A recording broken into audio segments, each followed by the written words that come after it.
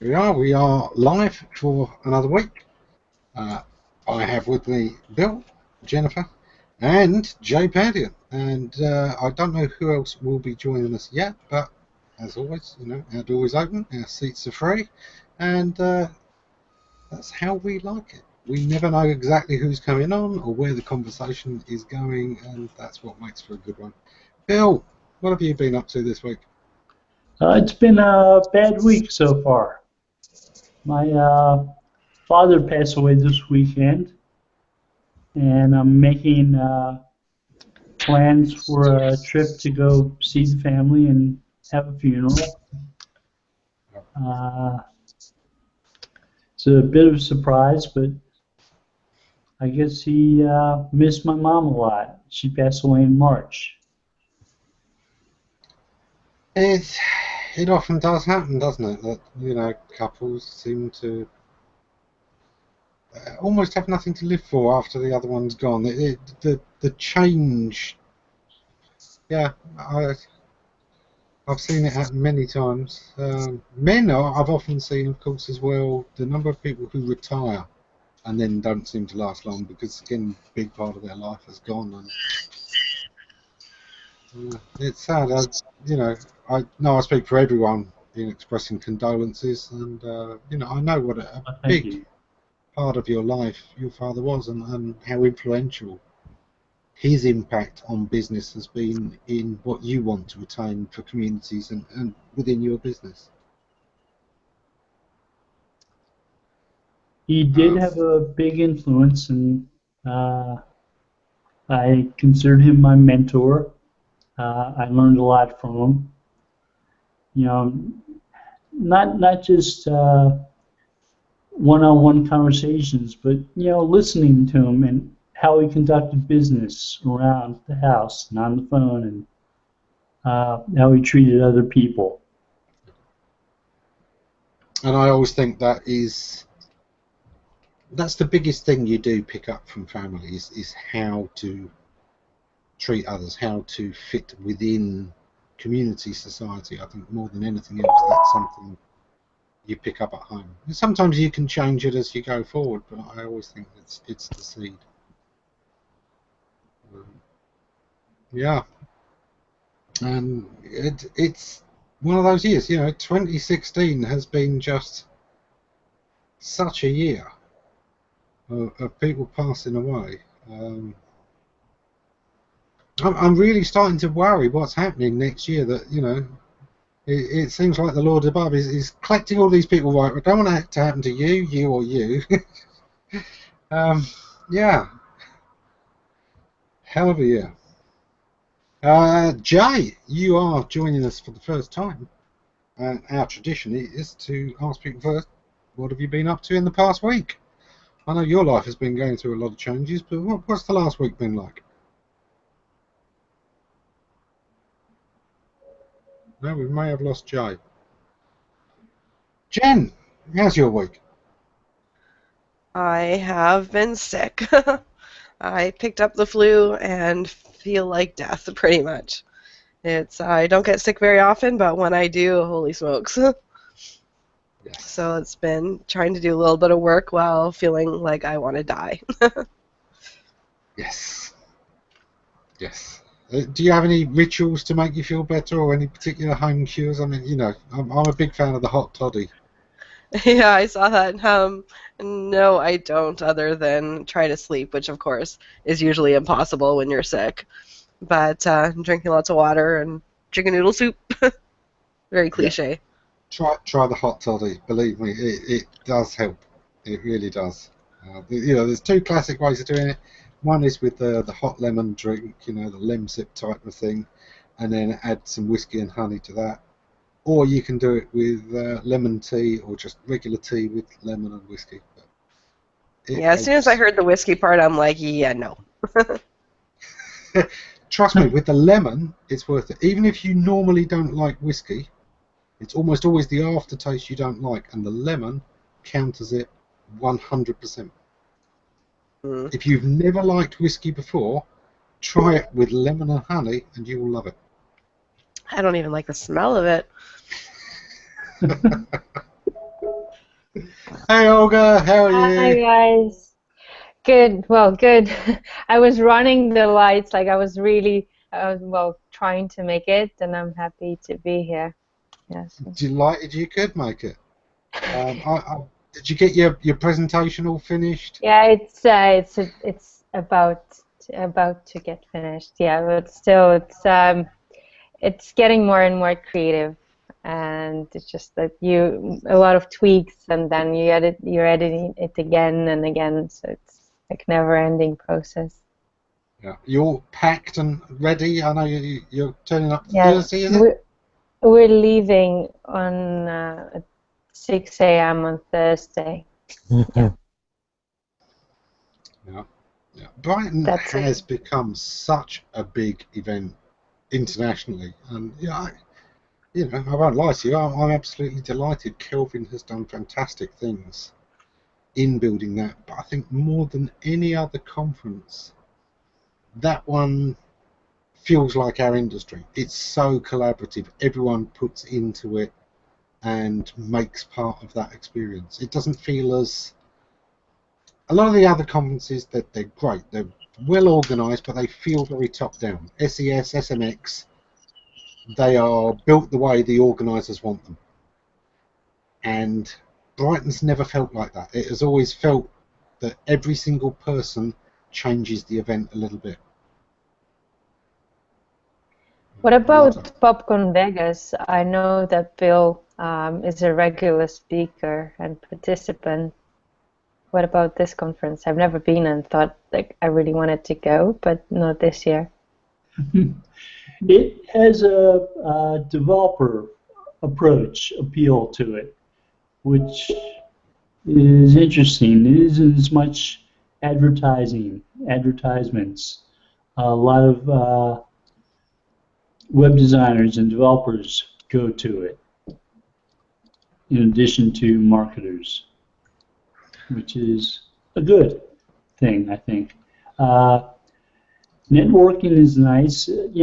I once missed a few sessions during lunch when we had a table full of people and we all just started talking and didn't stop for 2, 3 hours. I didn't miss the sessions. We learned a lot. We had a good time. Yeah, it's less corporate-y than you see at like SES and SMX. There's a lot more one-person shows there as well. And definitely, like, if a lot of people, if they go to one conference a year, that's the one they go to. Yeah, yeah. What about the inbound? I've What never been to happened? that one. No, I Which haven't one? done that. Brighton. Sorry, Joe? I've actually never gone to Brighton SEO, so I mean, I had an opportunity to go to London, but I passed on that opportunity. I've been to most of the ones in the United States, but that's about it. If you get the chance to do Brighton, definitely come and do the Brighton one. Of all the ones I know, it just has a really unique feel. It's massive. Don't get that, wrong. I think the last one we had over 3,000 people, which is quite a feat considering the venue is really only for about 1,500. It really was packed. It had been 1,000 over for a long time, but yeah, the last couple, we've got a new venue now, much bigger, and we're expecting, I think, 3,500. So I'll be amazed if there's less than 4,000 people this weekend. I haven't tried the inbounder yet. I've heard a lot of good things about it, and of course, the top of the line one that I hear a lot of people talk about is, of course, SEO Oktoberfest. So yeah, there's a lot of different events. Gianluca's one in Spain went down really well. Everyone was speaking very highly of that. You weren't there. I Yeah, didn't. yeah, because I was just like for a moment I was afraid that I haven't seen you. Okay. Yeah, that was really good, and the venue is just like, well, I really was so happy that I was I just went there because that was one of my want to see buildings in life. That was by architect Calatrava, and he's just amazing. So I just travel the world and make sure I visit his buildings once I'm in the city, and he's just amazing. It's been interesting to watch all the events, and I think some of the Eastern European events are starting to get bigger and attract a wider audience as well. So I do think that we are seeing more of a globalization, less of the... It felt a few years ago as if all of the major events were US-led, very, US-centric, very Western-dominated. And I love the fact that that has really started to open out. Yeah, there's definitely an opportunity there because so many were just the U.S., there was an opportunity there for some smaller conferences to get started in, places like Europe and Australia and stuff like that. Yeah. You enjoyed the Australian one, didn't you, Jen? Yeah, it was good. I went to 2 different ones in Australia. I went to the SMS marketing one, which was the old SMX Australia, or Sydney, and then I went to Big Digital in Adelaide, and they were both pretty good. Yeah, again, it's picking up the market there. I mean, Australia's been doing SEO for a long, long time, but again, they weren't really generating the conferences and pushing the international agenda. I think everyone's starting to look. This is one world. We're all part of it. Let's connect it all. I know you, Olga, you spent time in Israel. I mean, is that starting to open out? Are we going to see more from that part of the world as well? The same as Australia, and Israel is 3 years behind compared to US and UK. And actually, people living in Israel, there are a lot of US former citizens, people that came from US to live there, like Aaron Friedman. And this is just a vibrant community of people. It's a mix of people who are really experts who just love or have connection to Israel, and the people who are in the market. They aspire to market to US and UK, but they are kind of they lack the knowledge and experience.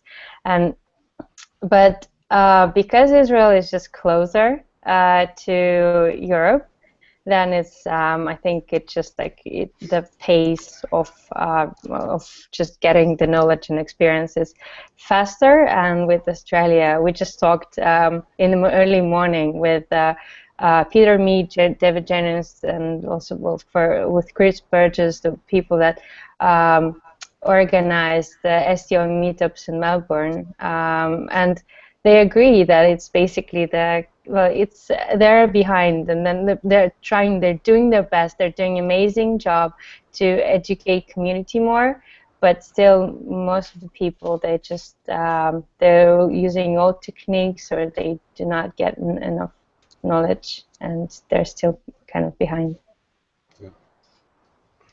Jay, I know you're huge on the meetup scene and a huge advocate of meetups. Have you thought of, doing a thing to help other people learn the lessons you've learned about meetups?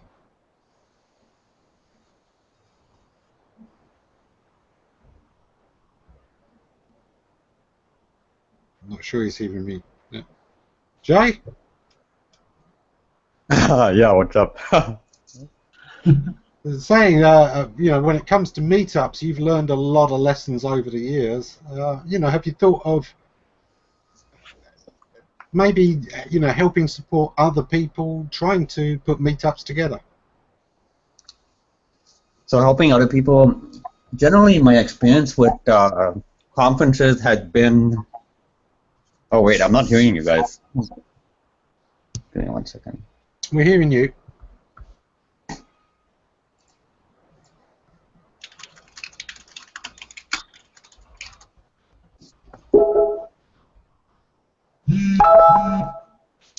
Maybe. Okay, I think we've got a bit of a bug there. It's certainly one of the things that I have been enjoying. I've liked seeing the community open up, and I love the old PubCon because there was no conference, and that was really just about connecting the SEOs themselves. And I'd love to see, you know, more of those kind of things. One of the things I love about Brighton is that it does highlight speakers that maybe wouldn't be considered public enough to do some of the other conferences.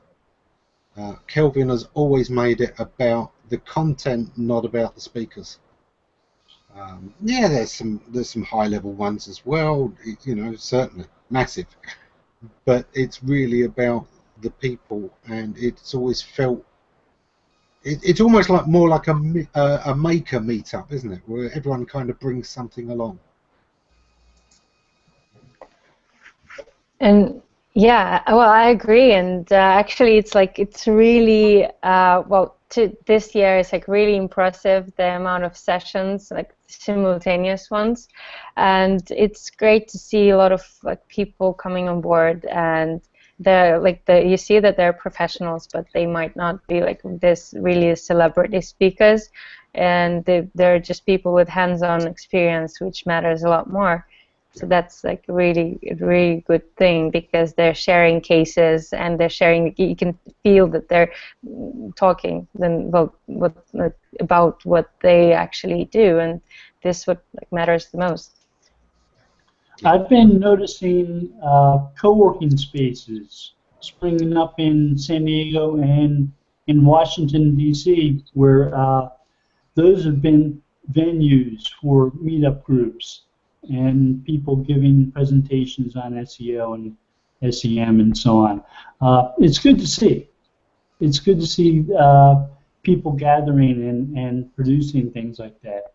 They're not quite to the point where there are regional conferences or so, and there have been some of those springing up that have been producing lineups of some amazing speakers. You know, we see little conferences like the ones at MozCon or Distilled have been producing, and it's good to see 10, 15 people at a presentation like that. Yeah. MozCon's certainly going to be interesting, you know, with the big announcement. And I'm interested to see whether that will continue to be a major focus, or whether it will be one of the things that falls by the wayside as they concentrate on trying to get the tool profitable. I'm hoping it continues, but yeah, they might have to partner up more with SearchLab and some of the other conferences out there, maybe. Yeah, Olga, is it something SEM Rush have thought of doing, organising more of their own conferences? And I know that was it St. Petersburg recently? Yes. This is what we will be focusing on. So basically, we go to a lot of conferences, and we thought that we don't need one more, and so this is why we thought, okay, we gather the speakers, and then we just don't let them speak. Like, we don't let them make the presentations, because the thing is that we gathered the thought leaders from different countries, and they were just networking, like 2 days, and then there was the first session of the day was like speed dating. That was a meet and greet session where everyone just sat on the tables. We forced them to, and then they had like a set of questions and like 3 minutes, and they could either go through the questions or they could just talk, whatever. But they have the idea was that they had to know who else wasn't invited, and so then they talked to each other like for 40 minutes, and also our CEO joined and a couple of people from the team, and then we did like the website audit session, like which went online on the Facebook page, and then also the session where they worked together on certain domains. And then next day was just fun networking event based on the keywords when we just played the game. During lunch, we showed 2 keywords, like cheap flights or how to boil an egg, and then people had to guess which keyword had the higher volume. And then it was just like a game in teams, and everyone was just yelling. It was fun. But basically, what we wanted to do, we wanted to network, because I don't want to have another conference filled with speakers and presentations. I want to get to know people. Even when I go out there to different countries, and we want to make something like this. So that, well, next year probably we'll do this bigger. It would be by invitation, and well, as it's in St. Petersburg, probably it will be still focused on European thought leaders, and then, well, if our US office will be planning to do something there, then in like maybe we will in a couple of years, but now it will be again a test. Next year probably a bigger one, but we would be like focusing on inviting thought leaders and arranging something with them, and that would be a closed event, I think, or just something of this sort. This is fun, and this is different. This is what we're looking for. Yeah, and it's amusing to me that it's kind of the way the web has gone. You know, where once upon a time we were just interested in getting our message out, and it was all about, right, how good is my page, how well is it performing, how many searches is it turning up, and most importantly of all, how many people are seeing my page, how many clicks is it getting. And just as in the web we're starting to say, well, no, what counts is the engagement. Exactly that is what I'm seeing as the shift in conferences, and I love that. I love the events getting more about the engagement than the audience size, because there's nothing worse as a speaker than giving a presentation, and you get nice round of applause or something like that, but nobody comes up and asks any questions later. I'm left wondering, what did I explain it so well that I've left nothing else to talk about, or did everyone just clap politely and nobody wants to know anything about this? It's the engagement is everything in that, as in everything else. It's all about how we get to really communicate, really teach. Bill, that's what we loved about the forums. It's not how you can post. There were plenty of places to post. The thing was the discussions that happened and reaching people, and sometimes reaching people with massively different perspectives, different objectives, and getting to see each other's sides of things. It was good to get the opportunity to see things from more than one perspective and from more than one philosophical banter approach. When people can explain and justify why they do the things that they do in ways that make sense, even though they aren't things that you would do, it's eye-opening. It really can be interesting to get those different perspectives. Because usually you don't get them within one agency or on one forum or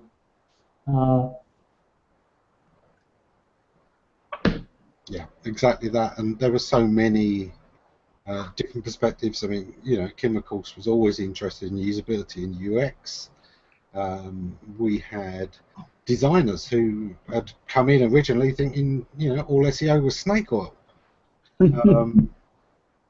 Joe Dawson said that, that's exactly where he started out when he first came in. He was interested in websites. He liked some of the discussion about usability. But as far as he was concerned, the SEO stuff was, was nonsense until he started to actually see where we were going and how we were trying to consider the users in a whole different way. I had a trainee, SEO trainee, who went from designing 508 federal accessibility guidelines websites, worked on an FAA website and made that accessible to people. And he used to slap himself in the head. I thought he would hurt himself sometimes. Say, that's so obvious. Why didn't I think of that? You know, Yep. when we explained why we did certain things to help make a website more crawlable for a search engine. And he said, you know, that's exactly why we do a lot of that stuff to help people who might be visually impaired. You know, understand better what a page is about. So it was good getting that perspective. And again, I was afraid he was going to hurt himself, slap himself in the forehead like that, but Yeah. he didn't. It was, you know, it's always nice to have an event that is welcoming enough to have a very diverse crowd. And, you know, there's always the thing that some community-led places, you know, there is a particular style to that community that, you know, chases off some others. I know some of the criticism of Moz has been a little bit like that. And some others, you know, it's not a deliberate thing. It's that it's got a few strong characters, and those are kind of influenced who clicks with them, and therefore, you know, it becomes an echo chamber. And SEO is a lot of the time its own echo chamber. There are things that SEOs can rave about and tweet and share that, frankly, if you weren't interested in SEO, it wouldn't even be interesting to anybody else. And I do think that everything we can do to widen our perspectives and connect what we're doing to things that really matter to people who aren't necessarily SEOs, to bring it back to the general. What I've always said about, you know, when you're selling SEO, always be prepared to pitch this to the CEO or the MD who is not an SEO and doesn't understand these metrics, and talk in their language. Talk about what they're trying to achieve in terms of their business plan.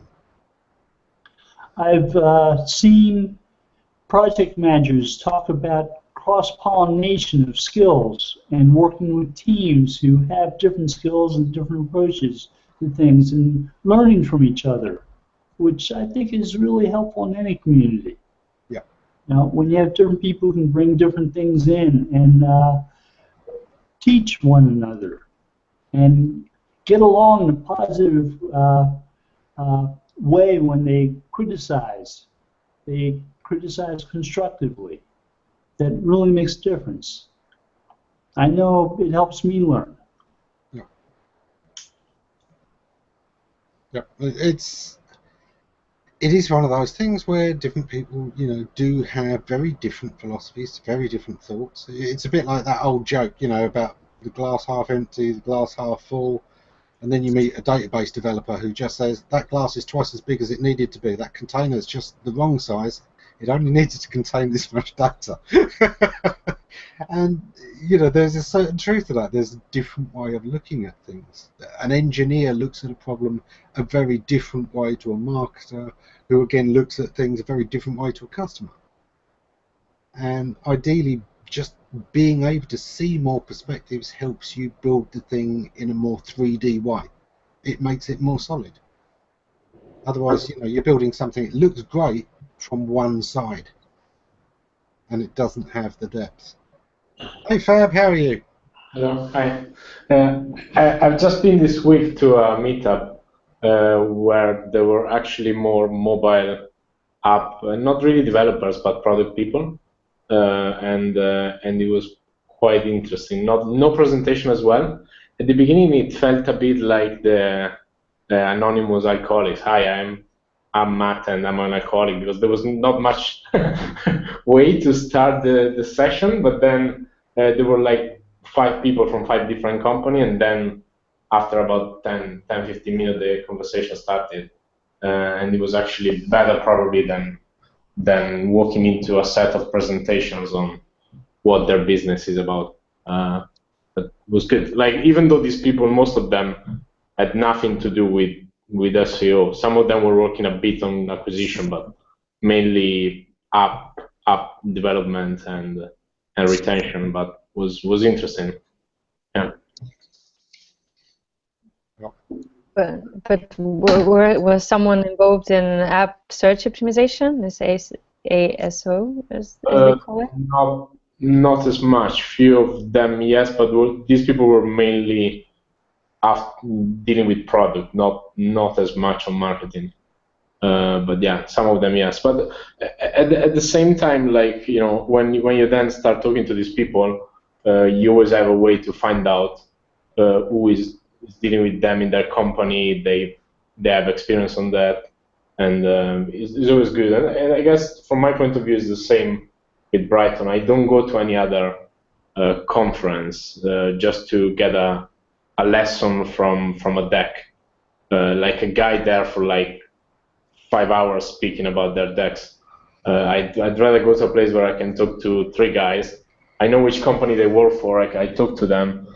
Most of the time, you can get something out of it, and that's better than presentation.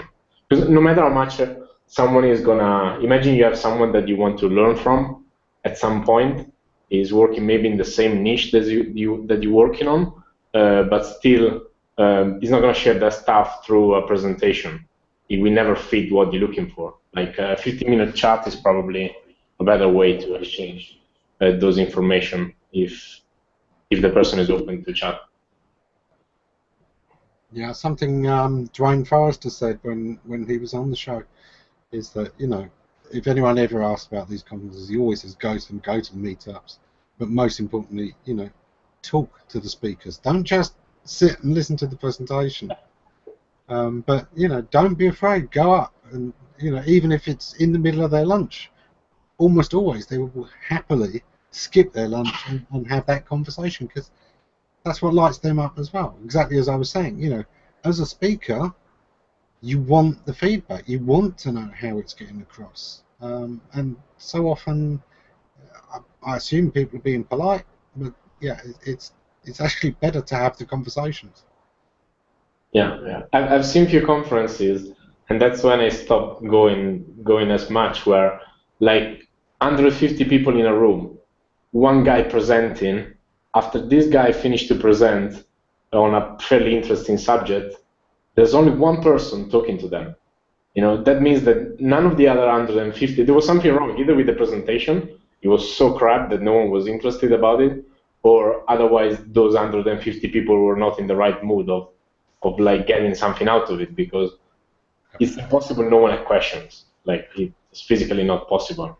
But then, yeah. What I find people are doing a lot more nowadays is, instead of coming up to you afterwards, they will, because your presentations always include your Twitter handle, your email, is I get way more people contacting me after the fact via any of those ways, saying, oh, I saw your presentation and blah, blah, blah. Whereas, you know, before Twitter and, you know, years ago, they were just coming up afterwards.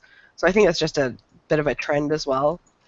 Okay. Yeah, I guess that's what you can see at the conference. Obviously, if people get in touch after, probably, yeah.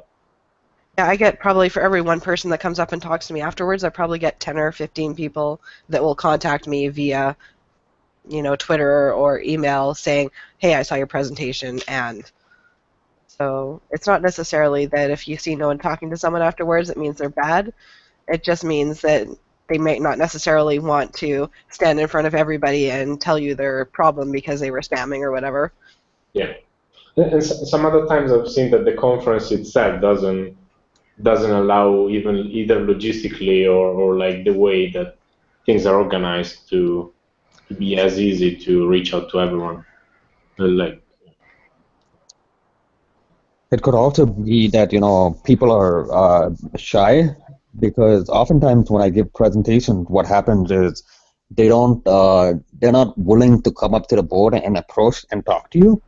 But then afterwards, like if they see that, okay, hey, you're not surrounded by like 100 people or 300 people or whatever the case might be, then you become a lot more approachable. Yeah, I certainly agree with that. It failed me the last time I did present at Brighton SEO. I, said, look, this is a presentation, but this is only the start of the conversation. Please, come up. Any questions, anything you want to discuss, let's do this. Yeah, it didn't go so well. There were a lot of comments via the internet afterwards, but actually at the event, and it's a shame, I'd have liked a bit more feedback on the day, I think. Go and present in Spain then, or in Italy. I think that's just also the mentality thing. It's maybe that people are a lot more responsive, but not in UK.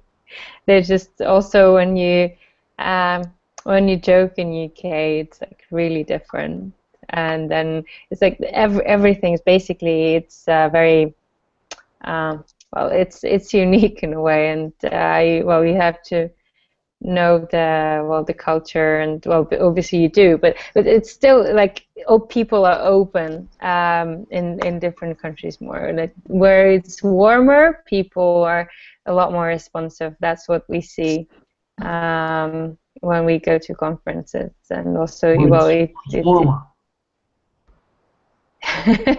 Where is warmer than UK? Yeah, it's Mediterranean. There are people definitely more responsive, and that's why you don't get any Scottish or Canadian conferences.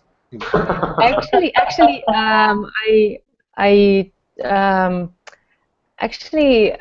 Talia Wolf, she mentioned that she once did the same talk in Canada and in UK, and she said, well, in Canada there was like people were laughing, and they were so responsive, and then she did the same talk in UK, and then people were not laughing. They afterwards said that the talk wasn't like amazing, but during the talk, then she just got like really less response.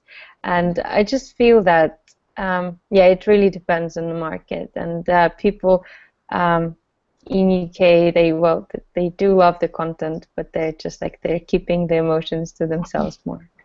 Yes, sometimes. Although that was one thing I did find, as I was giving the talk, the audience feedback was superb at Brighton SEO, more so than most events. There is more of a connection somehow with the audience, at least I wasn't in the actual dome. That one's hard because, of course, it is a professional stage, and it's designed so that you really have trouble seeing out because of the way the stage lights go. Whereas, of course, I was in the Horne exchange, and there it's very, very easy. You can see everyone, and the feedback was very good. I wouldn't want to present from the dome because it must be so hard to see if anyone's raised their hand. If you do the whole thing of how many people have done this. Yeah. Yeah. Okay, have you been to any conference in Italy, or any of you have been? Yeah. Yes. Oh, Web Marketing Festival. That was the one. Which and one? Also, Okay. Web Marketing Festival. That's in July. Well, this year it was in July. Last year it was in June. So it was last year, and we organized an English-speaking track there. We invited Dixon Jones, Nicholas Dodd, and Bastian Grimm, and others. And basically, we also organized the simultaneous translations for Italians. And it was and I was there. I don't speak Italian, but I was there just to live tweet and to cover the whole thing because it was in English.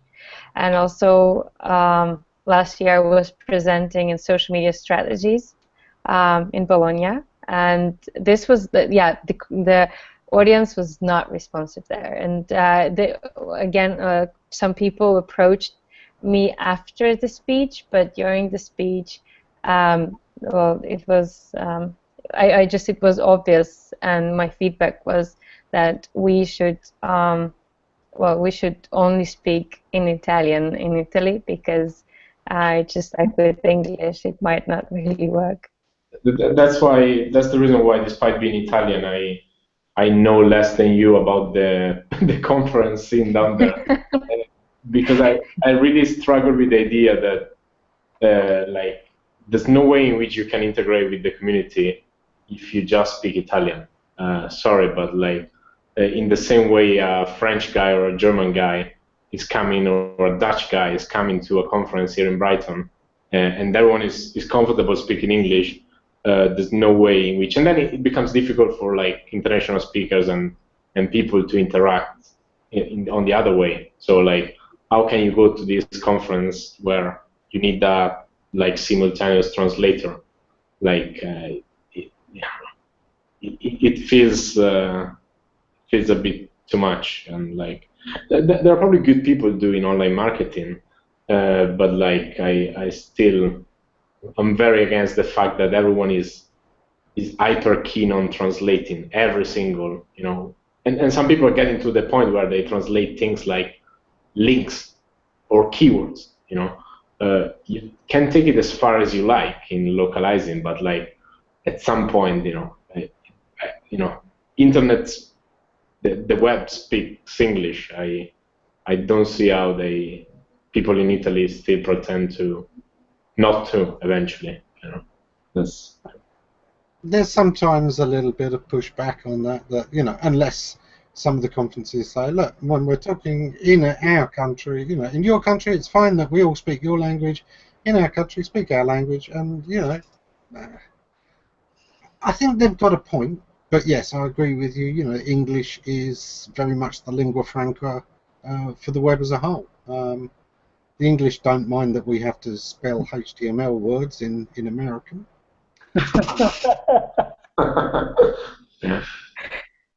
Like nothing against it, but like I think there would be more value for like the Italian community if they open up to at least, like, you can still keep Italian content, and maybe the Italian web is different in a way, so that you need that kind of local aspect, but you cannot close the door to someone coming from abroad, especially because like most of the people coming from outside Italy, on average, they have been playing with like fairly larger sites and different experiences.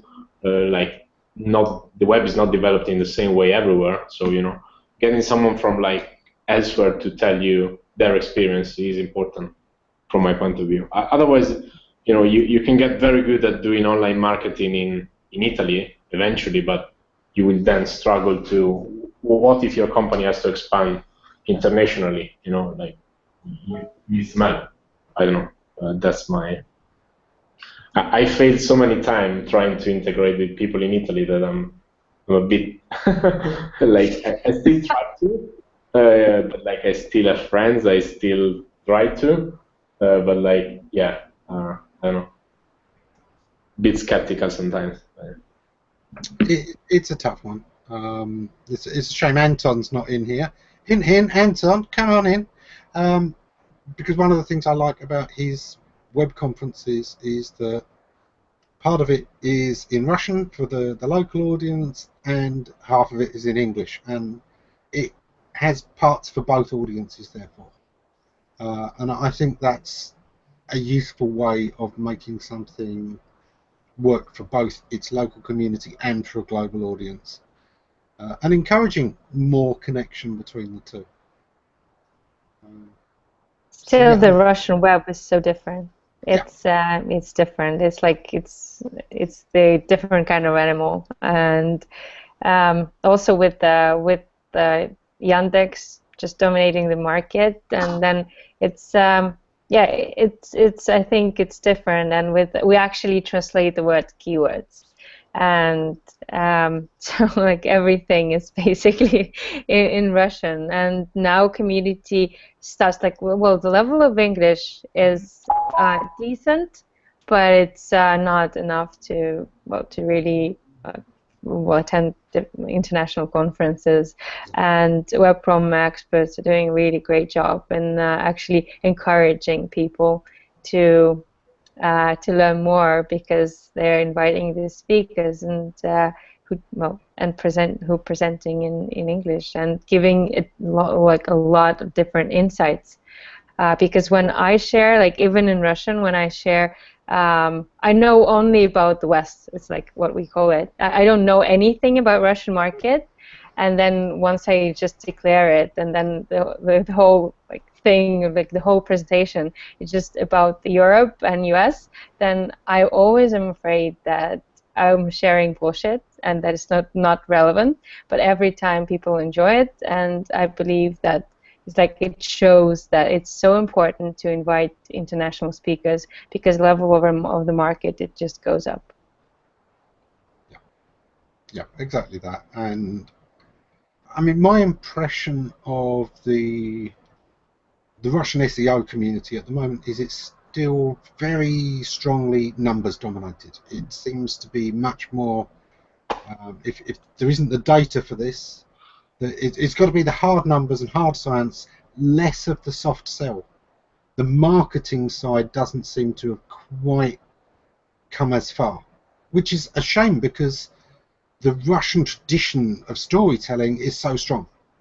The Russian people are so passionate and enjoy stories so much that like a lot of different insights. Because when I share, like you've got to stop the playback. I know only about the West. It's like what we call it. I don't know anything about Russian market. I'll just mute Anton for a second while while he catches up.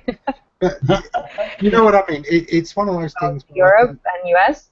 Then I always am afraid that I'm sharing bullshit, and that it's not. I hate my voice. It's it is one of those things. I would have expected the Eastern European audience to be much stronger, because their tradition of storytelling is superb.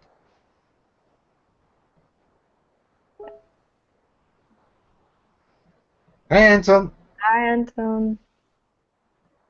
I muted you because your playback was giving us the last 5 minutes again. We were in a time warp.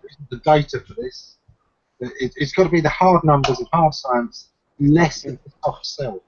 Anton inside doesn't seem to quite come as far, which is a shame, because we're hearing our playback from 5 minutes ago. Anton is so strong. The Russian people are so passionate and enjoy stories. Giving like a lot of different.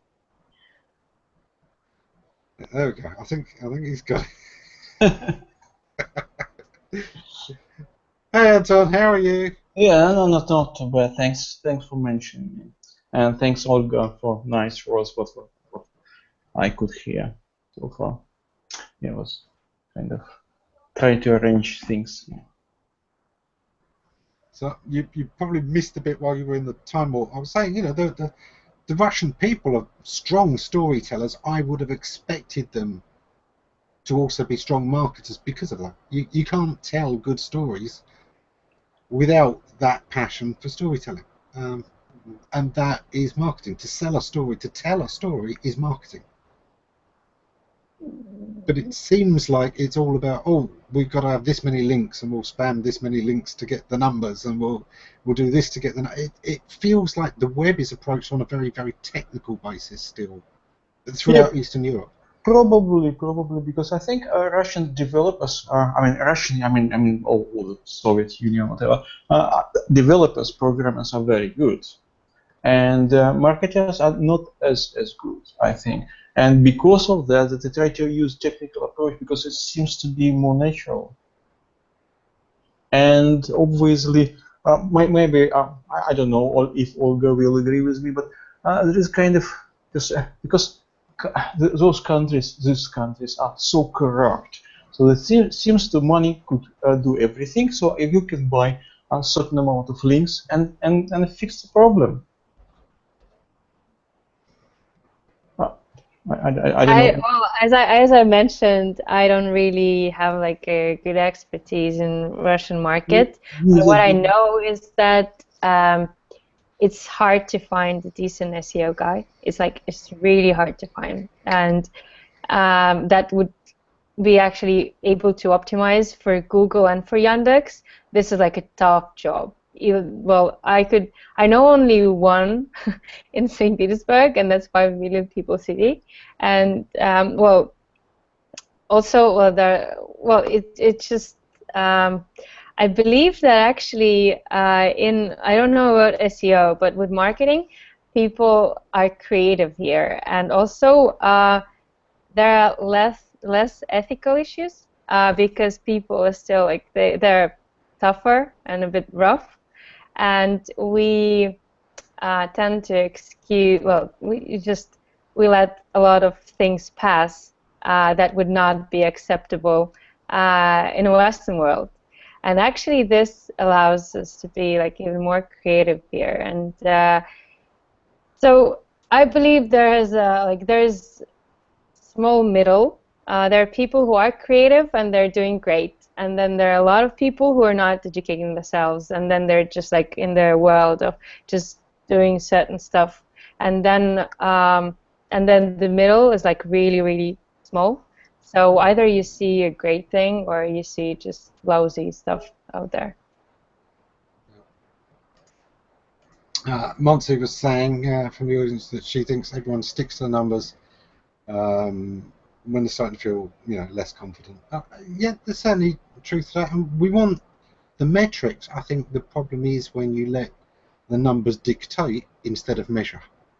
When you make, the measurements the goal, my opinions on key performance indicators. There is nothing worse. KPI is kill performance instantly. The minute you start chasing the numbers instead of the results that those numbers are there to measure, things go wrong. It's very much like you have a salesman. You've got a sales team, in fact. Your best salesman you've found makes 50 calls a week. So you tell all your salesmen they've got to make 50 calls a week.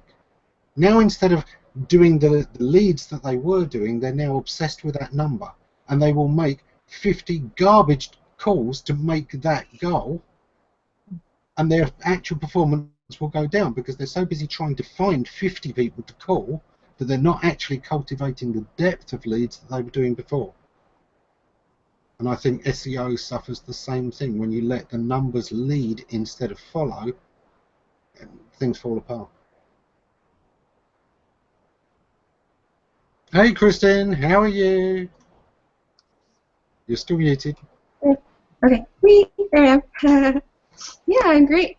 I don't have a whole lot to add to this discussion, just like learning, but I guess being on that end of things is kind of what you guys are talking about. It's good to have. It's good to have people that don't know what you know, because then that gives you a purpose to present. So. Yeah. Hey.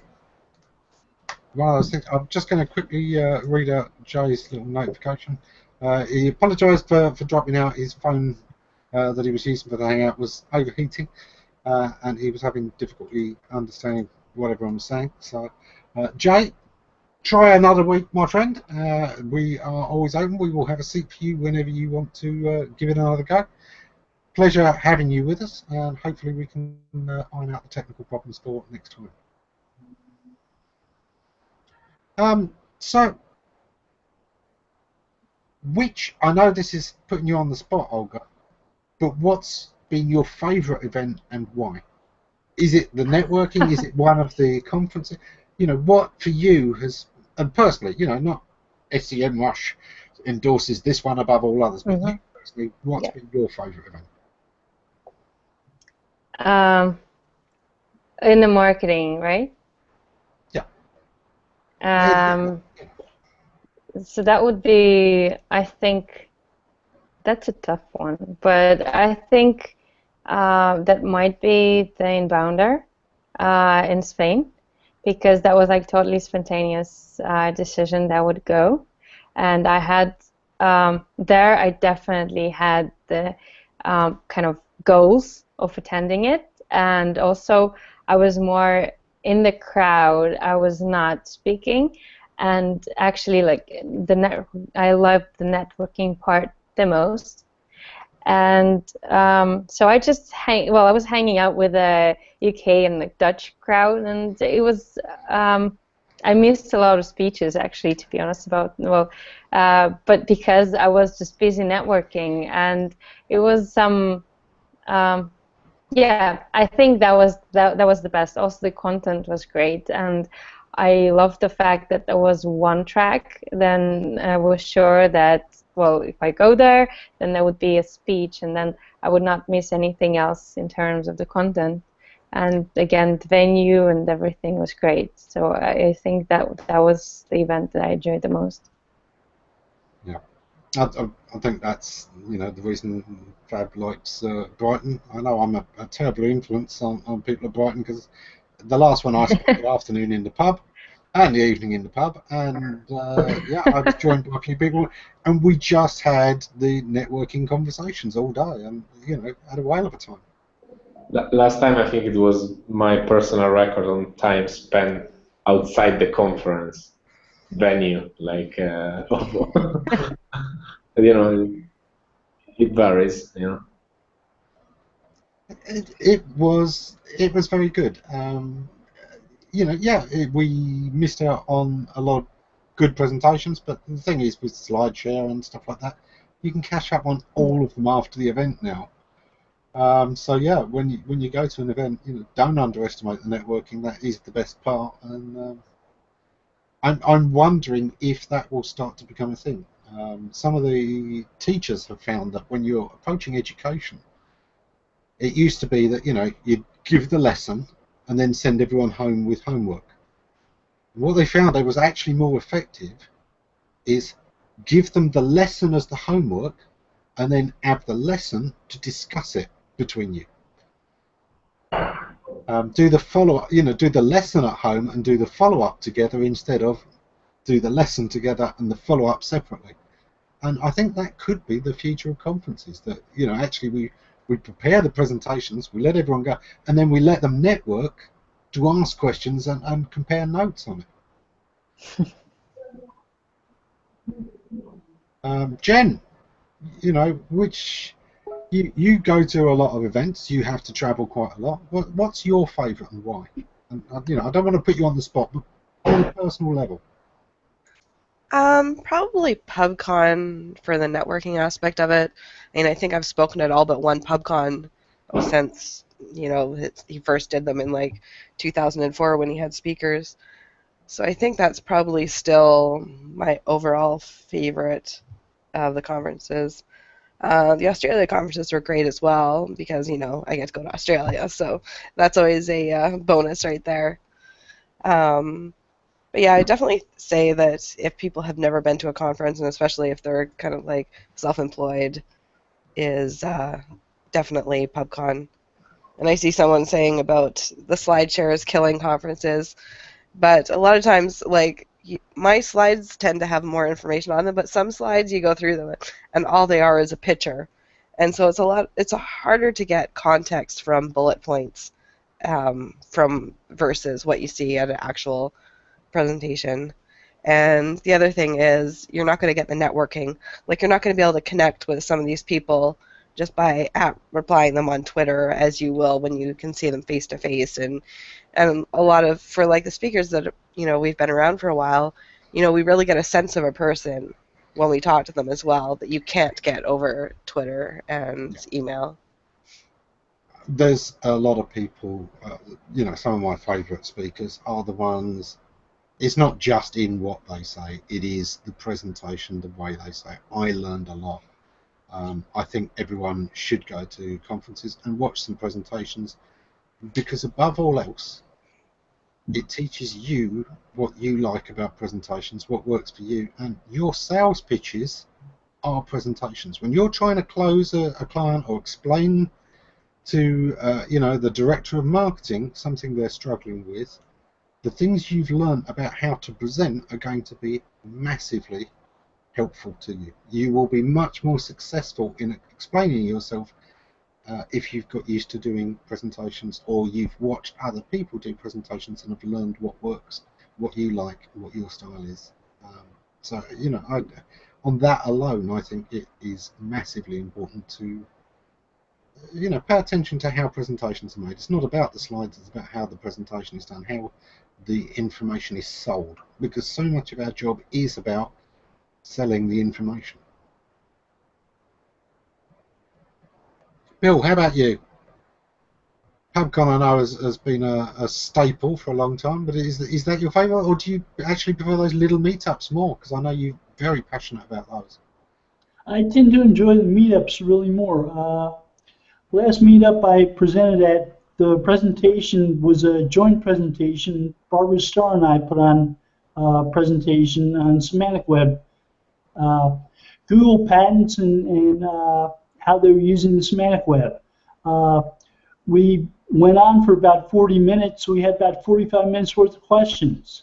It was in a warm climate, which is why I asked Olga about warm climates when she was saying that she knows better receptions at those.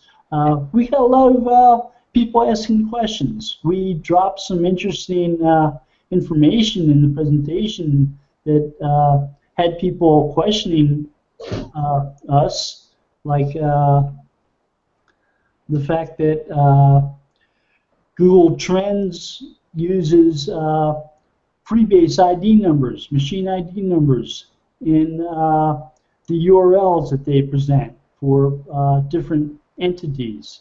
And most people don't notice that. But if you look, they'll surprise you. They are there. We are at time this week, so I'll do a quick round to find out what everyone's up to this week. Bill, why don't you kick off? What's ahead for you in the week? I know you're going up to see family. Anything else on the agenda? I came across a patent this morning from Apple where they talk about tactile maps that the blind can use to get around with, to get a sense of what's out in front of them.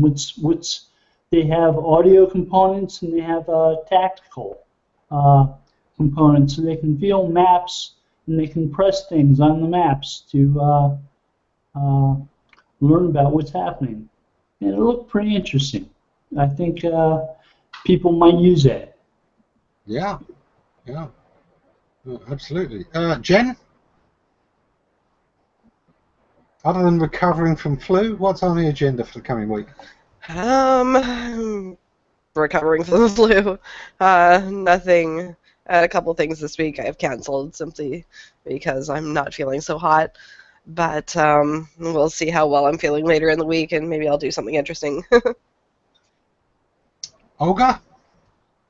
How's your week looking? Obviously Brighton. Yeah, well, obviously Brighton, yes, and then we're going to London, and on 5th, I'll be still in London doing the meetup, like a free workshop for Outreach Digital Community, and then on the 5th, on the 6th there is my birthday, and then I'm staying for the judge event for the UK Social Media and Communications Awards, and then they have the evening, the event for the judges, and after that, then somehow we'll celebrate my birthday in London. Excellent. No idea. We'll probably manage a pre-birthday drink or two at Brighton. Yes. Fab, what are you up to this week? Not much. We had bank holiday this week, so today was the first day, and then Friday I'm down to Brighton, so pretty much nothing. I will do my best to make sure that you spend Saturday recovering. Exactly. I'm planning to catch a train at night, so I'm not sleeping over. That means really? I need to be able to get to the station. That's the only requirement. But yeah. No problem. Have you booked the ticket? Yeah, I have some ticket. Yeah. The good thing is, London is the last stop, so you know it's okay to fall asleep drunkenly on the train. Yeah, exactly.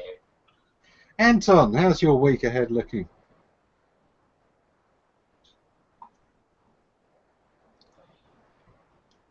I just remind you, we'll have calling. Yeah. Are you very well prepared for calling? Did you? The next Google Q&A, yeah. Practice a lot. Okay, same Jennifer. I hope you won't die and you will be Oh, she said, God help me if I've not recovered by then. yeah, okay, I hope you will, so we'll have to Google Q&A next week, and, well, Bill as well. Yeah. I have a question for Anton. Who is the artist of that prepares the preview pictures of the? Well, Did you? no, I'm not a designer, but ideas are mine. Yes. So you are. It's me. It's me to blame. So if you want to shoot somebody, shoot me. You are the creative. Okay. Well, not everybody thinks so, but. No, He's the evil mastermind of those pictures. Yes, yes. I mean, you're lucky I didn't just mute you on entrance and just keep you that way, Anton. Those baby pictures. Those are adorable. Idea was obviously everybody likes babies and kittens, and it was about crawling. So well, babies, obviously babies. Yes. 20 years building up a great professional reputation. 20 seconds for him to kill it. Kristin, what are you up to this week? Oh, laughing at Antron. I'm just terribly entertained by everyone. Okay, now do your well, folks. That's it for this week. Assuming we survive and maintain somewhat intact livers after Brighton SEO, we shall be back next week. Take care, everyone. Bye bye.